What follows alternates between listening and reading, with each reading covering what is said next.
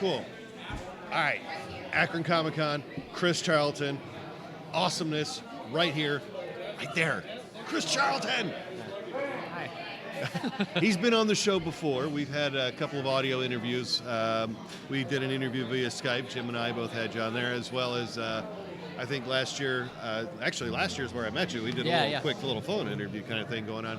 But that's where I picked up my first 2 issues of Binary Gray. We had this one right here, the first one, 1 through 6, I think. Yep. Right. And then number 7. And then we had a chance to take a look at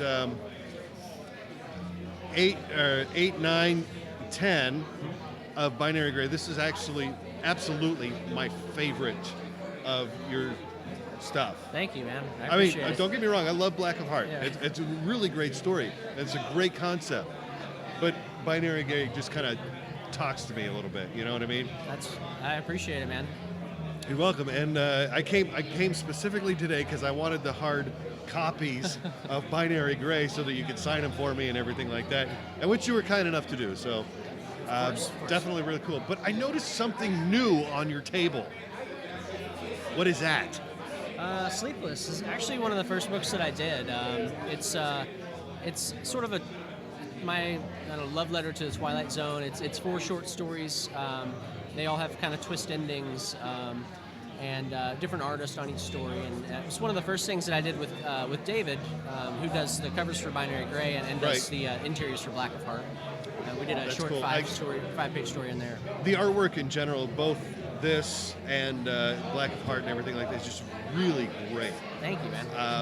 It was, I can't even really describe it. It's just has this its own level of awesome. Now, when you got like the story of Binary Gray, it's a guy who can pretty much talk to technology. Yeah. It really speaks to me. So I don't know if anybody else has ever listened to the episode where we had Christ Charlton on, but why don't you actually go ahead and talk about Binary Gray? Sure. So it's about a guy named Alex Gray, and he is an IT guy and kind of hates his job, kind of hates his life, and through this accident gains this power to communicate with electronic devices. That's cool. And so when he was younger, his father was killed sort of by accident, and now with these powers, he begins to kind of try to look for his father's killer, and in doing that, sort of accidentally uncovers a government conspiracy that sort of shows how everyone got their powers and how everyone is sort of tied together. And basically, he doesn't really realize how powerful he is, and then it becomes very clear that people are trying to use him and manipulate him for their own gain. So, and it kind of spirals out of control from there. So. I think it's very well written. Thanks. I'm totally digging it. And now you also have another one called One Tree? Open Tree. Open Tree. Thank you. Sorry. Wow. That's close. It's almost like I don't know. I'm doing fandom a poor favor here. Let's talk about Open Tree. Okay, so sort of like along the same lines of Sleepless, I wanted to do shorter stories, but rather than do 5 and 8 page stories, I really wanted to devote a whole book to a genre or a story, and so it allows me to go a little bit deeper than a 5-page story, and it allows me kind of to play with different genres. So each issue is its own self-contained story, different artists, different style, genre.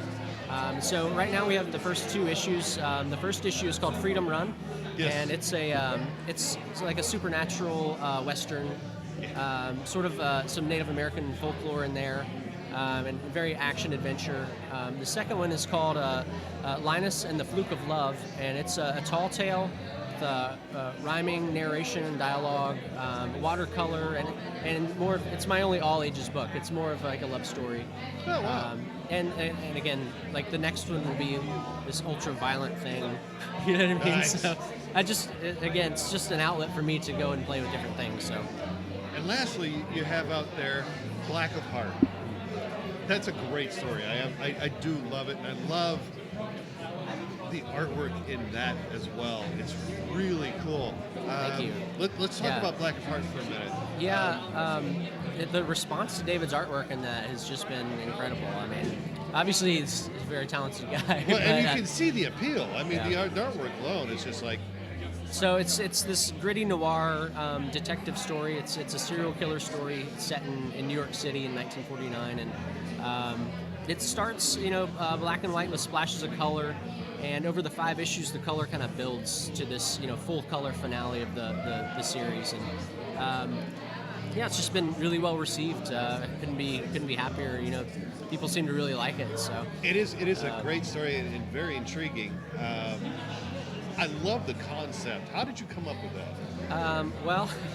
What was the driving force that actually was like, oh, you know what would make this great story? I have always loved film noir and just noir in general, and I was in this cab, and this guy was just really creepy, and he really had this creepy vibe, and I just felt weird. And I was waiting for him to come up with some excuse to like pull over and murder me or something. And it just I shouldn't kind of laugh, but your delivery was pretty much funny with that. I was looking around his cab, and it looked just like a normal car with, like the meter on the dash. You know what I mean? And it just occurred to me how like trusting people can be of these situations. You get into a cab by yourself. That's a valid point, actually. And especially in the 40s, I mean, there really weren't the forensics and things like that we have today. And that's, something to take into consideration when you're trying to solve a series of murders. So I really wanted to make people scared of this. So the killer in the story basically picks up women at night alone in his cab, which he has set up to basically trap them, and abducts them and does horrible things to them. Wow. And that's just the tip of the iceberg, really. Now, when you actually started describing this story to maybe some of your friends, did they look at you like, what the hell is wrong with you? No, Where did this come from? Where's this darkness? I think when they read it, they started to think that. and really, even writing it, I was like, man, I don't know. I really had to Did you go scare to yourself place with some a of little this? bit. A little bit? Yeah, because I really was just like, what's the most evil thing that I can think of? And I just rolled with it.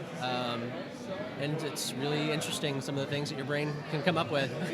I agree with you there. There's nothing more powerful than your own imagination. Yeah. And just that alone, I love the concept. I love the story. I love the way that you put it together. It just really had this great flow. And I just really,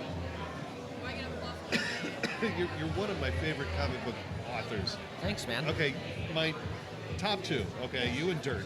Yeah. Dirk Manning. Dirk's awesome. In fact, I just had him on the show just a little bit ago. Nice. He unboxed one of his Kickstarter backing projects that he had for the first time, so that was pretty cool. Nice, But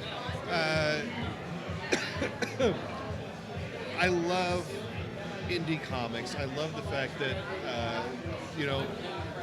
you get somebody like yourself who's trying to do something with his talent, his writing abilities, and you get things like Binary Gray right here. This compilation right here, this 4-story, Sleepless. And as I said before, support local artists, people who are creating things, local creativity, and just basically give them a shot.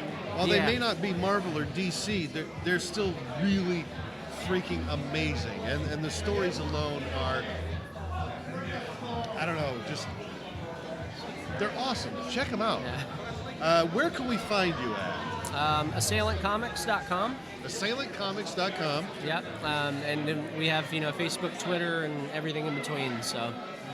Okay. That's but yeah, cool. all the books are there, digital and print. So you can take your pick. But that's what I'm talking about right there. Yeah, it's. I don't know if a lot of people realize it's not easy to make your own comics and to be a part of this independent scene. It's a struggle a lot of the time. So that is absolutely amazing. Listen, Chris, thank you. Appreciate the support. Thank you for coming on to the show. I'd love to get you back on the show. Of course. Maybe we could go in more in depth about some of the other stories and everything like that, or find out what's next. Yeah, lots of stuff was in the works right now. Actually, you mentioned to me earlier that some other issues of Binary Gray are almost Yeah. ready for purchase. Yeah, well, there's 2 As issues you can left. see, I'm, so... I'm bringing my hands together evilly because I must have them. Issue 11 is getting lettered now, and 12 is getting colored. So it won't be long, and then we'll do a second trade, volume 2, collect the next set of books. Sweet! That's awesome. I cannot wait. Must have. All right. Anyway, listen, thank you once again for coming on the show. Yeah, thank you, man. I It was appreciate a it. pleasure to have you on, and as always. And again, support your local artists, your local Yes. creative forces, people like this. Like I said, they may not be Marvel or DC, but these guys are just awesome all the way around. Check them out, assailantcomics.com.